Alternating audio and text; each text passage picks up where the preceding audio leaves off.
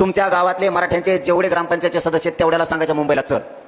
सरपंच, माजी सरपंच, चेअरमन यांना सगळ्यांना सांगायचं तुला मोठं करताना आम्ही रात्रंदिवस प्रचार करतो.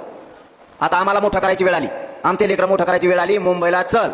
जिल्हा परिषद सदस्य, पंचायत समितीचा सदस्याच्या पाय पडून सांगायचं मुंबईला चल.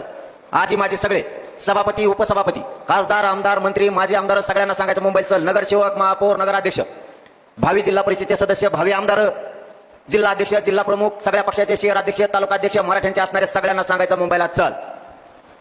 आणि एवढं सांगून जर तो नाही आला, तुम्ही त्याला काही बोलू नका. तुम्ही फक्त नाव मला द्या. हे वाला नव्हता, त्याचा बाजारच उठतो, त्याला पाडत म्हणून समजायचं. तेव्हा जाणार मी जाणं, तुम्ही टेन्शनच नाही घ्यायचं. फक्त नाव सांगा, आपण मुंबईला गेलो, गल्लीत हिंडत होतं. तुम्ही मुंबईला जाणार आहे, तुम्हाला माहित नाही मागं कोणी. घरी तईला सांगून ठेवायचं मी मुंबईत चाललोय, मागं गल्लीत कोण हिंडतं मला माहित नाही. गल्लीत कोण कोण हिंडतं मागं आल्यावर सांग. तई बरोबर सांगते आपल्याला हे गल्लीत हिंडत होता, त्याचा बाजार उठायची जबाबदारी म्हणून जरांगीची. तुम्ही टेन्शनच घ्यायचं नाही. तो किती दादा असून द्या, दादीन असून द्या, दादा फातात मी काही ठुले नाही. दादा अर्धे मोक्यात घातले, काही ठुले नाही. दादा फिरत तिकडे दादा तर नाही तुमच्याकडे. ते दादा डायरेक्ट डिस्काउंटच करतात.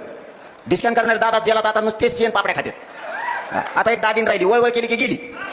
वळवळ करायची नाही, फक्त मजेने राहायचं. मंत्री होय, काय व्हायचं तर होय.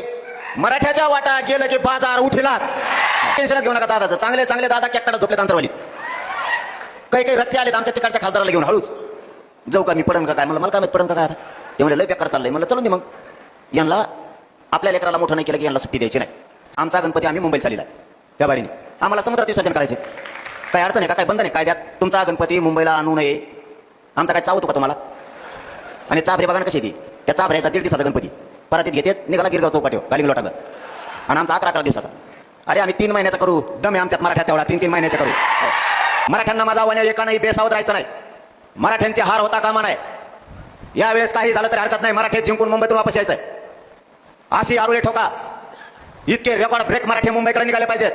होतो ना भविष्यात असा मराठ्यांचा विजय झाला पाहिजे. मराठ्यावर आरक्षण घेऊन गुलाल फेकायचा, विजयाचा म्हणजे फेकायचाच.